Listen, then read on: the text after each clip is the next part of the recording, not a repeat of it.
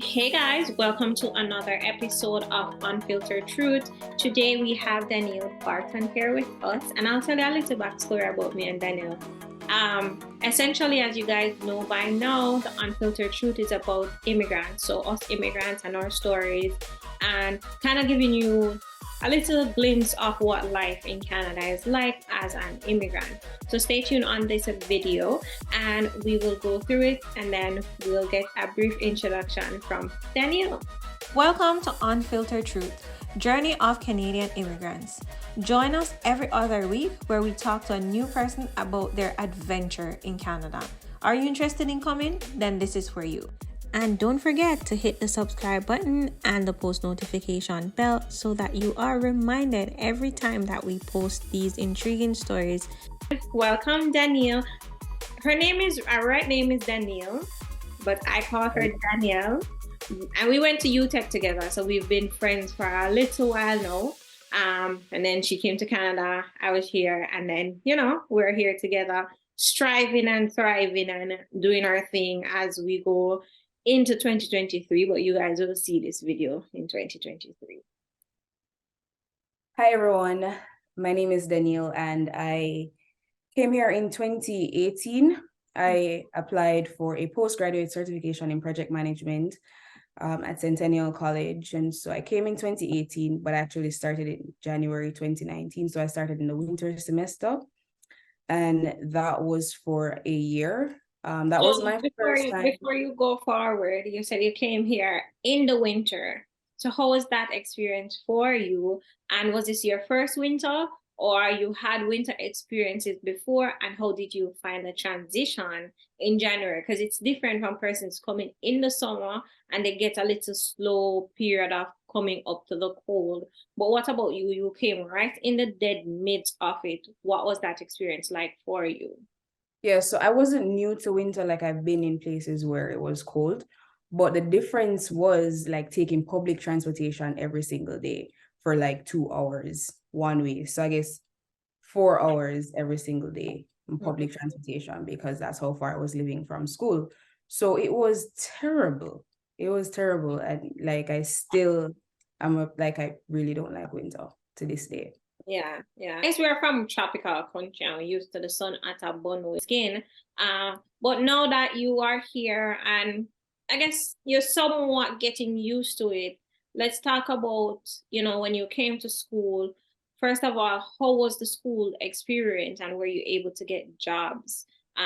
Because of the distance that you mentioned just now between where you were living and coming to school, and you had to travel for 4 hours, you had school and you only have a 20-hour limit there. What was that whole picture like? Give us a picture of what that was like for you. It was very difficult because what that looked like for me was that I was leaving my house at around 6 in the morning and I wasn't getting home until around 8 because I had full days at school. So I had like maybe at least 4 classes per day and they were really long. So in terms of like job opportunities part-time, that was extremely difficult. And probably that was probably like the worst part of my journey. And I won't say worse, but probably the most challenging part of my journey because I just didn't have the time to work, even though I wanted to. A lot of my time was spent on transportation, like 2 hours to and 2 hours from. And then in the winter, add another hour to that. So 5 hours a day traveling, right? Yeah. I had to do that because I was staying with family because of course it would be very expensive for me to like rent somewhere in Toronto and go to school. So I was staying with family and that worked out for me in the beginning. So were you going to school? Because I did the same program. So we both did project management. I went to the Pickering campus. I'm not sure Centennial have that relationship anymore. But at the Pickering campus, we only went to school Monday to Wednesday. So what that looks like for us is, of course, we had almost like a full day on Monday, Tuesday, and Wednesday. But as an international student, of course, we were all happy because we got Thursday, Friday, Saturday for a lot of people, and Sunday off to work. So that was like 4 full days for us. But what did it look like for you at Progress Campus? Was it every day? Yeah, it was every day. It was Monday to Friday. I don't think I had a light day. I don't recall having a light day. It was very hectic. Yeah, it was a full schedule. So that even made it more difficult. So for example, if I could get something on campus, I also didn't have the time to regulate between classes and that job on campus. Yeah, I was gonna ask you about that opportunity on campus, if there was any flexibility, but because your schedule was so tightly packed or weirdly packed, it would have been difficult. But outside of, on the outside of school, you came here for school and to do the project management course. Within those walls of Centennial College, what was your experience like? Just to give you some perspective, I know other persons go to different schools all around, and I guess you can do a whole different video talking about a review for schools. But I know other persons went to school that they didn't have anything. They didn't have proper teachers. They didn't have proper extra, nothing. And since we went to school back home, we went to a university back home versus college. What is your take, and what was your experience like at Centennial with, with all the experiences outside Centennial? I get it. No, I definitely do like Centennial. From their application process to integrating into their school system, it was really professional. They're very structured, and that's what I appreciate about them. It's like it's a no-nonsense school. So like, for example, if you're in Jamaica and you're trying to come here for school, that's a school I would easily recommend, because I know for sure they're not a sham. I had excellent lecturers. And my classes were organized in a way that even though they were packed, they made sense. Like the courses that I did in the first semester as opposed to the second semester, right? So that was a good thing. And also like their support system is really good as well. Like their international department, you do have somebody who is assigned to you, sorry, to help you. And I really do like that, because I mean, it's not cheap, like I paid, I think a combined total of 20,000 Canadian. Yeah. And just to that point that you made about getting somebody designated, at Centennial, you have people that you can relate to. So it's not just a designated person from Spain or France that you can't understand, but it's a designated person from Jamaica. So she understands us, she understands our language, she understands our struggle, she understands our exchange rate. I worked in international office, so I kind of know what it's like. And so they try to pair students with people that are, from. So I say it's a great school. The only issue is where it's located. And as Barton saying, just the amenities, career, you can't leave Centennial without a proper resume and cover letter unless you want to leave there without it. Yeah, that's true. That's true. I give them a plus for that. And actually, my advisor, I had known her from when I was applying. So that made it like a smooth transition as well, because I had that support from Jamaica, and she was basically like guiding me through the process, which was really helpful. So I definitely would give them a plus overall.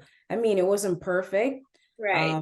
But definitely it was a beautiful experience overall. Yeah, very diverse community, and like them of people there who actually have them head on them body. Yeah, I share the same sentiment. All right, so we gone through school. We like school. School look like it do better than Jamaica. Nah, it was hard though. It was hard. It was hard. The work was hard, and it wasn't even the workload that was hard. It was the transition from Jamaica, being in a new environment. I started in winter, the traveling, right? Trying to figure out school fee, trying to get work, trying to do your schoolwork, right? So a combination of all those factors made it really, I want to say stressful, but it was a lot. It wasn't like smooth sailing at all times. What was beautiful about it was that I did find people who were in similar situations, and so I could relate to them. And that made the journey a bit more fun, Yeah, everybody struggled together. Yeah, friends from Colombia, friends from Brazil, and that was a beautiful part. So you mentioned the tuition of being like $20,000. Back in the day, that would have been 1-to-1, so it would have been $2 million Jamaican dollars over the course of a year for you, because you did a 1-year program. Yeah. You did have it, my girl. You well, turn up, because you just skip over it and tell the people them I said it lightly, but So it's nothing to be taken lightly. I didn't have all of it to begin with. I had some portion because like I'd worked and saved and my mom helped me initially. But I had the first semester fee, which was good. Well, so I did 3 semesters. I had the first semester and I had some of the second semester, right? I had nothing for the last semester. yeah, But because you did 3 semesters. yeah, I did 3 semesters. I got support from my family. And then at one point I gotten a part-time job at Amazon, and then another part-time job at another company, and then putting those money together. Well, actually not putting those money together because it really never did add up at some point because I was spending a lot for transportation. I was spending like Yeah, $100 a week on the go bus to get yeah, to school. because the go is expensive too. And It's like I worked at expensive. Amazon and the money wasn't anything. Like, I mean, it was something coming in, but it would just go right out. right. Right. So, so a lot of my money went into transportation. But like I said, I ended up getting a scholarship at one point. Um, and I took a loan from someone. And yeah, that's how I was able to pay it off eventually. So what would you say? You know how they ask for this whole heap of money according to people, when you're doing like a study permit application and people are like, I don't need to have all of that money. I just need to come and get a work and I can survive. What would you say to somebody like that? Do you suggest that people have at least a year school fee, or depend on the fact that, oh, I have 1 semester and I can work? Because that's the sentiment, right? That's the thing that people go with. Like, I just need enough money for 1 semester and then I'll work to, you know. It depends on your risk tolerance. And why I say that, as somebody who has like a higher risk tolerance, they're able to take that risk of coming with just like the first semester and figure it out. Whereas somebody who is of the opposite is going to freak out. Like, because I think I like to take risks, but I was freaking out at one point. I'm like, how am I going to pay this? I can't work enough hours to cover these fees. So what I would say is that first, don't limit yourself to saying you're not going to come because you don't have all of the money. Don't do that. But you want to make sure that you're planning. You're planning for known and unknown expenses, right? So if you have like 1 semester school fee, try to have a backup plan. Like if you don't get a work immediately, and perhaps you do get a work, but that work money is going to go into like rent or Right. transportation, right? What's your backup plan to pay the rest of your school fee, right? You need to be figuring that out. So at least the first semester fee and perhaps some of the second semester fee to get started. And then you can always like work through it. Makes sense. Makes Point. sense. All right. So now we finished school. And as you guys realize, she did 3 semesters, 2 semesters in school. And then you did the co-op. So that's 2 semesters, then one. So that's 3 semesters. What that means for you though, you didn't do a 2-year program. So your postgrad work permit would have now been 1 year. You said you 1 came, year. you started school 2019. So just in the dead of COVID, you finished school when the PR backlog on. So we wanted to kind of walk us through that experience because I was in the backlog as well. I was waiting for my PR to come through, and I had a 3 years work permit. So I still have my work permit. My work permit don't end until 2023. Yeah, you had time. So I have time. Mm-hmm. But imagine me well stressed out. My husband well stressed out because we're like, why them not come back to it all now, right? So you have 1 year. Like, remember, I know, guys, I said I have 3 years. I'm me well stressed out, like, why them take so long? But my girl have 1 year in COVID. Tell us about the transition, starting with how long the postgrad work permit took to come, And what was your game plan for that 1-year work permit? Well, I remember talking to this girl at school, and she was like, "You're only doing a 1-year program?" And I said, "Yes," because I honestly never had the money to do another year, nor did I want to use my money, even if I had it, to do another year of school. I wasn't. Hold up, guys. Let me just tell y'all, you won't figure it out, but this girl is very stubborn. So if she says she not do it, she means she not do it. Let's keep going. Anyways, this girl tell me say, what did she tell me say? She has said, "You're not gonna make it. It's not gonna work. You're not gonna work. 1 year, I'm not gonna work." Mm. So that kind of threw me into like panic mode. And I was like, okay, we need to figure out, because at that time, like everybody that I knew, like people Was in my going back class, to do a second program. that was either their second program or they were planning to do a second program. And I was like, I never come here without the plan there. But when she said that, and I realized that everybody around me was kind of like doing that, I was like, okay, you know what? I need to start. And I went into panic mode. I wasn't really thinking, but I was like, okay, if I have to do it, I'm going to do it. I'm going to do a second program. Where would I get the money? I don't know. I'd probably figure it out. My cousin was encouraging me to go to Prince Edward Islands because, I mean, I might have opportunities there to get a job easier. And then like the requirements for PR, I think, I think lower? it's shorter than the 1 year, the 12-month work experience. Yeah. So what happened was I was talking to a friend of hers. So my same cousin, like she had a friend who went through the same process. She only had 1 year work permit. And she was like, I just applied, and I got a job, and that was fine. So in September of 2019, I started my internship in the hopes that they would hire me at the end. Mm-hmm. I mean, another person, and they never hired any of us. Nor I don't think they had any plans initially to hire us at the ending of the program. So when I realized that, okay, that wasn't going to come through, I started working really hard in terms of like sending out my resumes. And I was fortunate to get a job before I completed my internship at the ending of December, which I would start the January 2020. So it kind of did work out really well for me.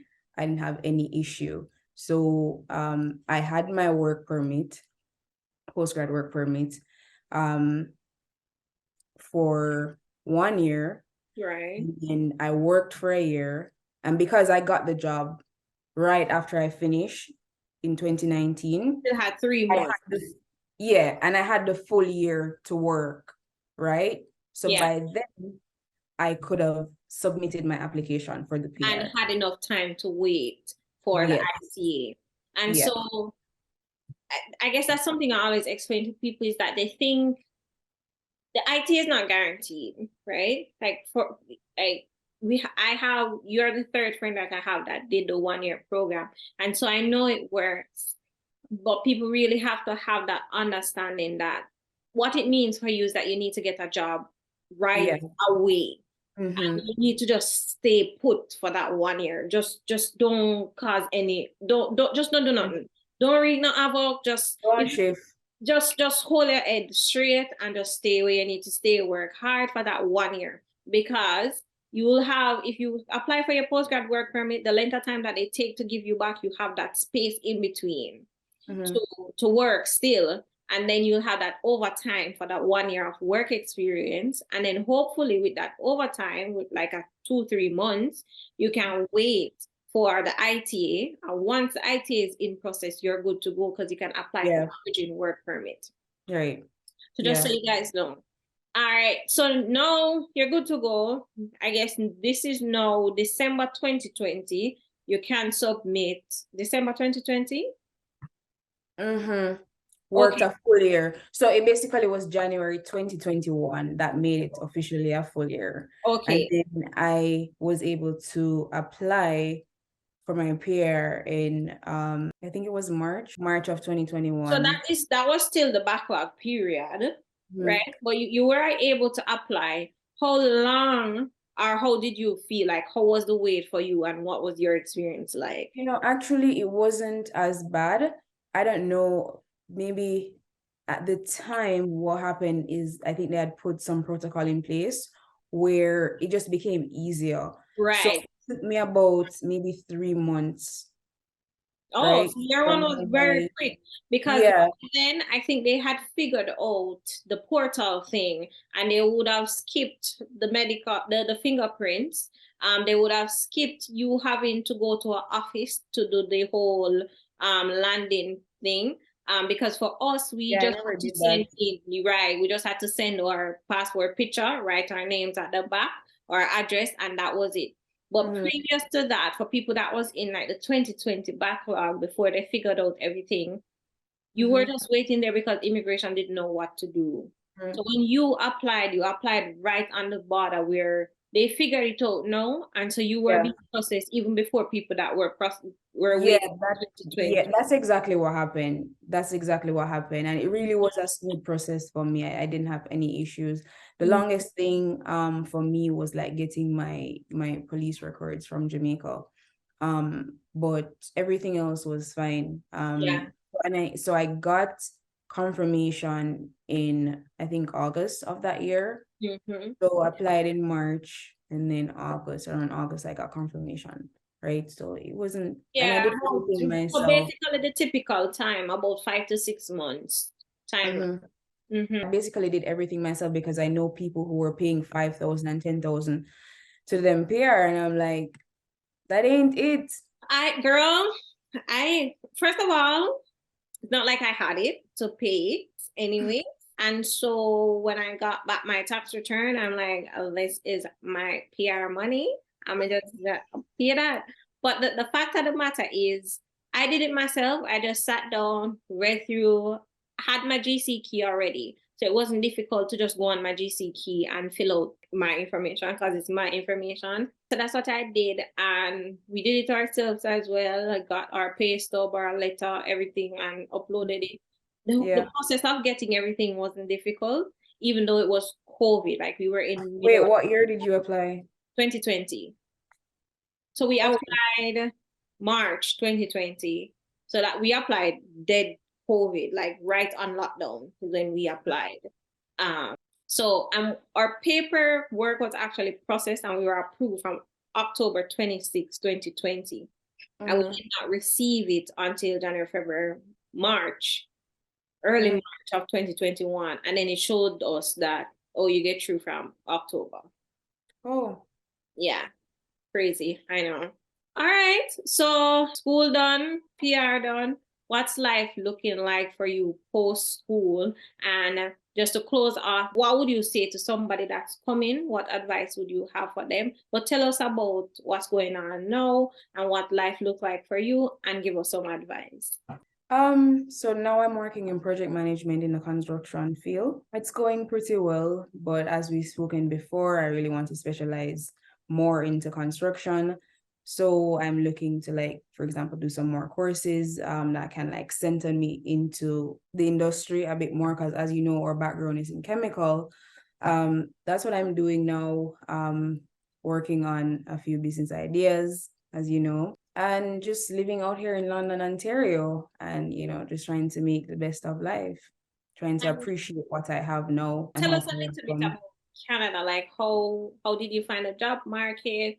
How do you find living? How do you find the expensive? It don't have to be I long. think overall, I honestly feel like I have mixed emotions about Canada. Um, Something that we talk about all the time is taxation, and it's just like apart from the taxes, there are opportunities here. I would never want to discourage anyone from coming here. There are opportunities here. You can definitely shine and thrive and you can pursue your goals here. As in anywhere, but just want to make it clear that there are opportunities here that you can take advantage of, right? When you're coming to Canada, come with a mindset to work hard, you know. Don't come and try to be flashy because you're in foreign.